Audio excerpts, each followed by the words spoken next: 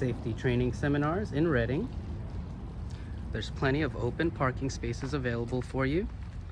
Once you find an open parking space, make your way to the main entry of the building.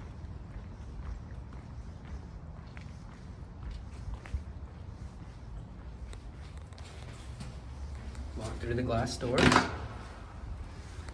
Once inside, make a left.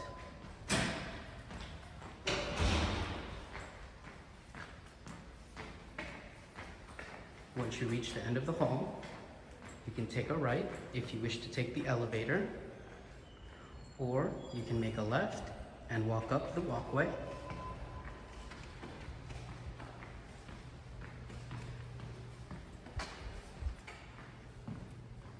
Once you reach the second floor, make your way to the middle of the building.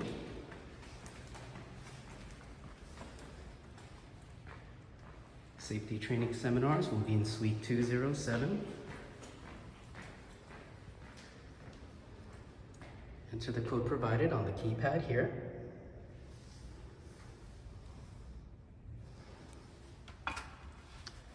Once inside, you can log into any station to begin your skill test.